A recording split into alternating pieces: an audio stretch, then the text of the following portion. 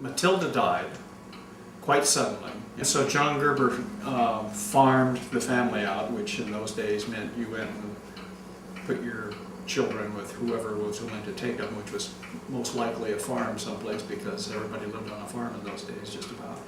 You know, first of all, he didn't care for them. Number two, he had a family of his own by the time they were growing up.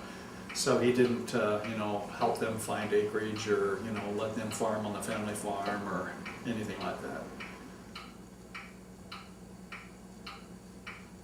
He left early. He got married to that Joyce and joined the Navy when he was 17. He died in 1965, and so he would have been in his mid-30s, mid to early 30s at that time. And by that time, he had been through 2 marriages, and they both disintegrated. And he was living in California, and I think he was probably working as a draftsman someplace, but he was also into drugs at the time and really into alcohol, and he actually killed himself by falling asleep in a bed with a cigarette lit, and it started his mattress on fire, and he basically burned to death, I think, more or less.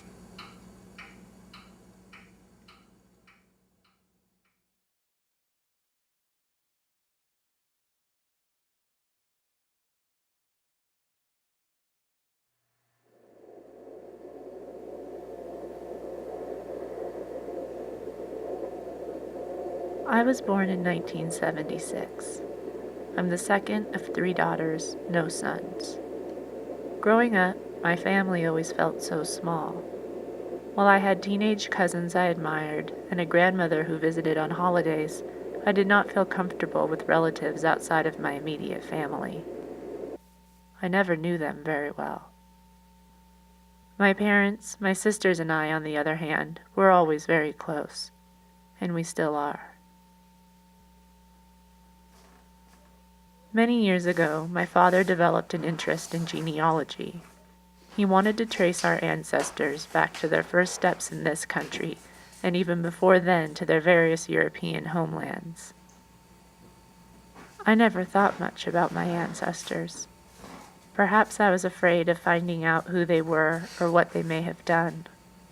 While I wished they had been abolitionists, union leaders, suffragists, pacifists, advocates of civil and human rights, I knew this could not be the case for 2 reasons. First, I had seen their photographs, and they scared me.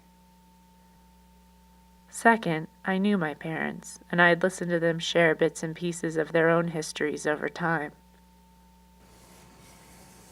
They say we are more likely to remember the bad things than the good, and while it is possible that my parents shared happy memories of their childhoods, these are not the stories I recall. My mother once told me that she and my dad had both grown up sad, but that this was not uncommon for people of their generation. Both of my parents were the youngest of 3 children. Neither of them was planned. My mother had told me about the loneliness of living with her hard-working but emotionally distant mother. Her dad had been an accountant for a coal company. He was also an alcoholic and died when she was 7 years old. When I lost my dad, it felt like I lost my mom too, she said. 10 years younger than her older brothers, my mom grew up living in one rental house after another in Spokane, Washington. Of her extended relatives, my mom liked her Aunt Aleth, the one I'm named after, because she put her arms around children. My mom's extended family may have claimed not to be racist, but she's told me of the horrible words they use to describe Native and African American people. You know the words I'm talking about. Stories from my dad's childhood on the wrong side of the tracks in Spokane have always been more matter-of-fact. I knew that his dad was a man called DJ who worked for the railroad and liked to cook. I knew his mom, Seraphine, had immigrated to the United States from Austria, the illegitimate child of a woman named Anna Elizabeth. Her birth may have been the result of an affair or rape. Anna Elizabeth married in the U.S., but her husband refused to adopt Seraphine, who grew into a depressed and generally unhappy woman. My dad's oldest brother, John, was a boxcar jumping, creative alcoholic, fired from every job he ever had. My dad talked about falling asleep to the sounds of DJ beating John for coming home drunk. John eventually died in a fire set by his own cigarette. DJ died just before my parents were married, likely from radiation poisoning caused by his cancer treatments. Seraphine remarried but soon began slipping into Alzheimer's. She died while I was still young, but I remember that she had a poodle named Peter, perhaps having forgotten that she had already given my father the same name.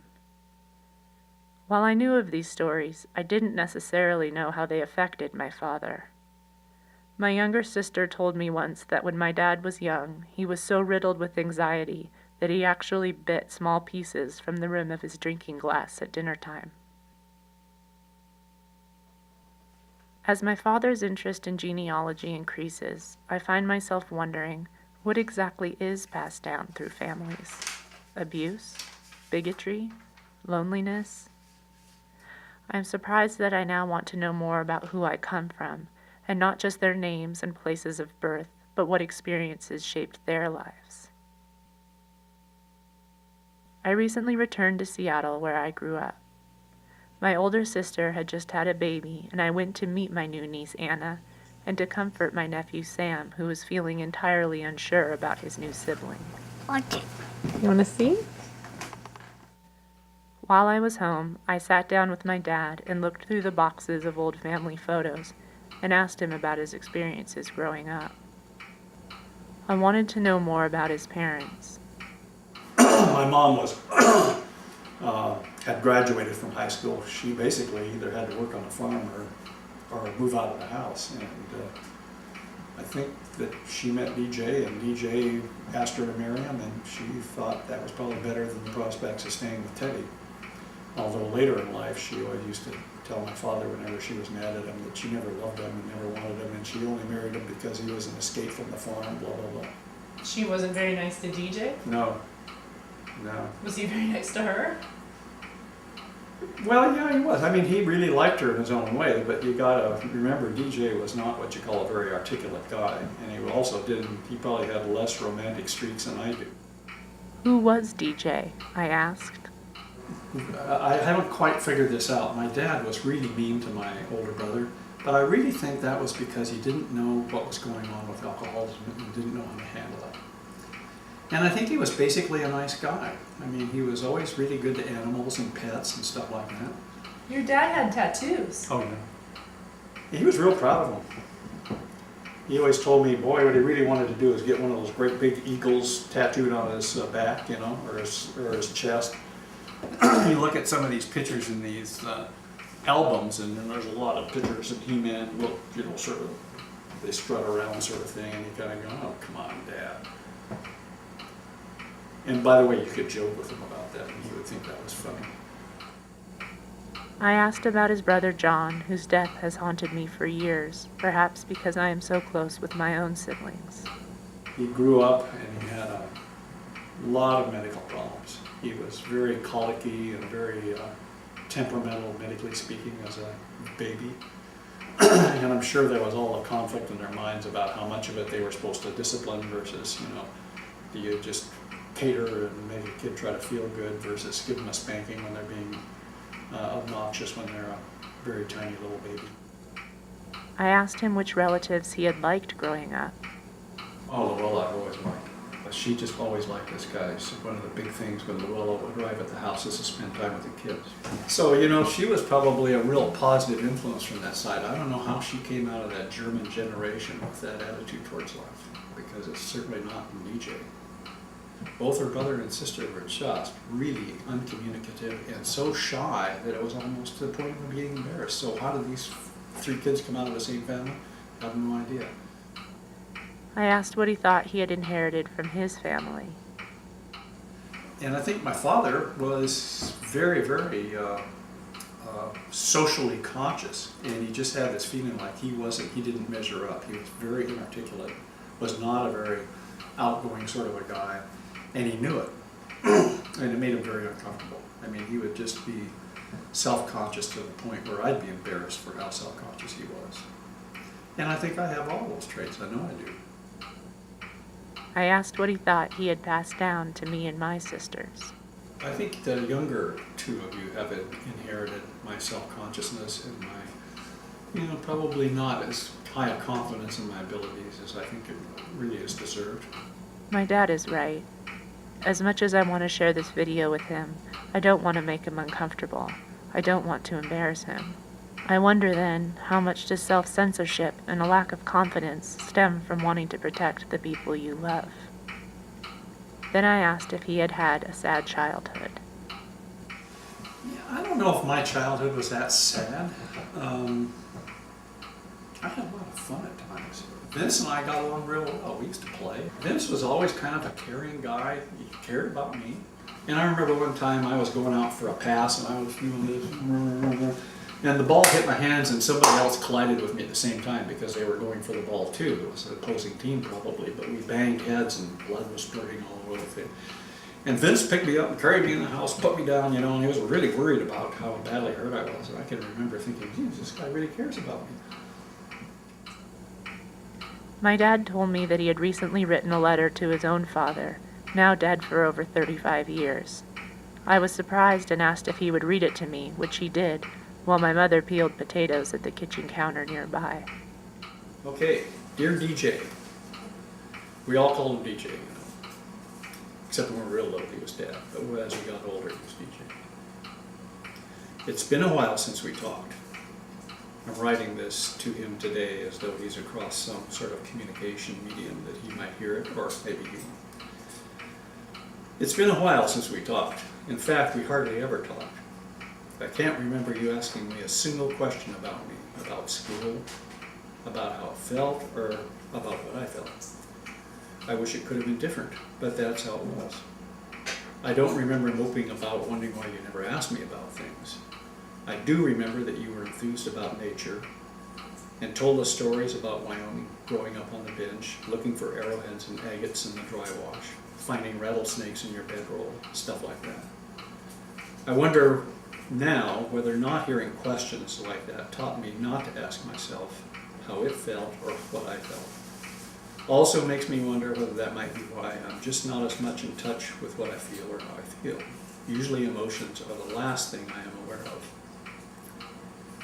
I'm thinking now how much I would like to see you again, how nice it would be to talk to you. But I also have a feeling that I wouldn't know what to say. When I look at you in the picture and think what my first words would be, I have to think for quite a while. I might just say, I want to go for a walk with you.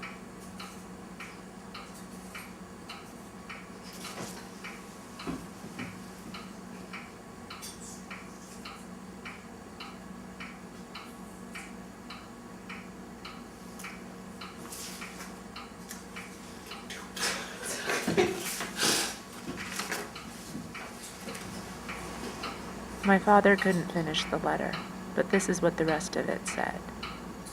I might just say, I want to go for a walk with you. I want you to hold my hand. I do want you to know that I love you, but I don't think I can say it to you because I think it might embarrass you, and certainly the words after that are unknown to me, and that scares me. I need to know the words.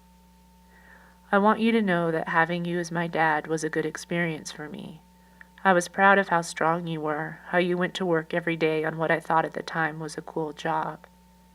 I loved your cooking and enjoyed it when we ate together as a family. We were a family, and I remember feeling lucky compared to some of my friends. I am sorry you and Mom didn't get along better, but I think she was pretty high maintenance too. You probably did the best you could with all of us. I do wish you had been easier on John, but I know that you didn't understand what he was suffering from. Seems like the church and the priests could have helped there, but they probably didn't know anything either. I hope you are in a good place now, and that someday we can meet and go on a walk together. I would enjoy that. Your loving son, Peter. A week after filming my dad in Seattle, his brother Vince, the only living member of his first immediate family, and the one who carried him home when he had cut open his head as a kid, was diagnosed with advanced lung cancer. When I called from Chicago and asked my mom how my dad was doing, she said not so good. Vince was his best friend, she said.